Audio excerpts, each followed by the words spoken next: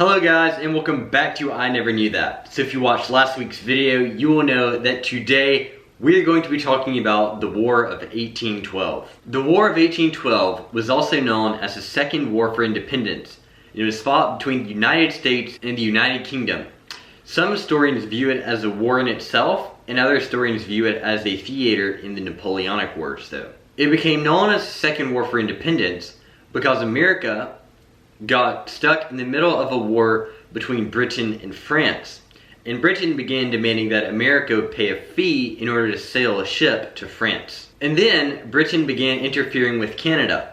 And since Canada is a neighbor country to America, this also caused some beef between the two countries, and soon America and Britain were fighting a war. The war started in June of 1812 and ended in December of 1814. The American National Anthem, which was written by Francis Scott Key, was actually written in 1814 during the War of 1812. However, this song did not become the national anthem right after it was written. In 1889, the song was recognized, and the Navy commanded that the song should be played every time the American flag was raised. Then, in 1931, the Star-Spangled Banner, written by Francis Scott Key, became the American National Anthem. The war began when President James Madison sent a message to Congress of all the faults that America had with Britain.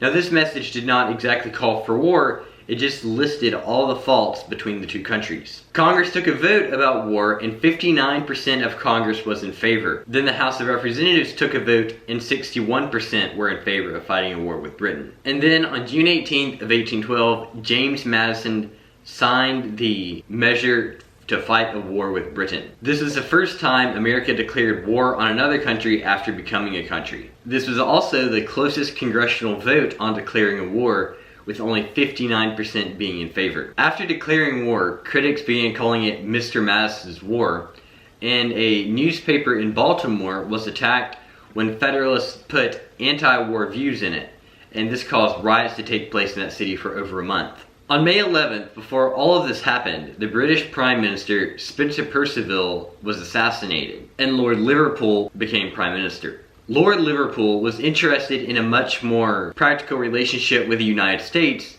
but no one in the United States knew about this since it took 3 weeks for the news about this to travel across the Atlantic.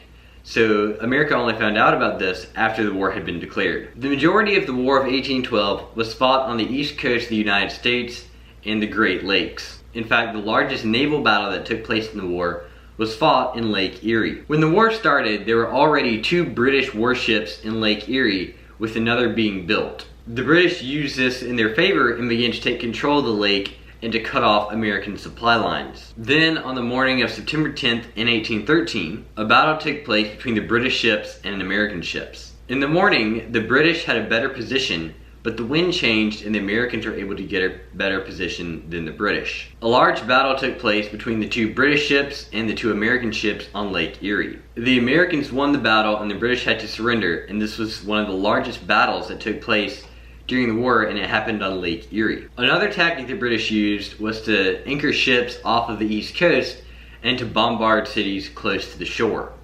This is what was happening when Francis Scott Key wrote the national anthem. The war ended when both countries became tired of spending money to fight a war that wouldn't give either side any new territory. So on December 24th of 1814, the Treaty of Ghent was signed, ending the War of 1812.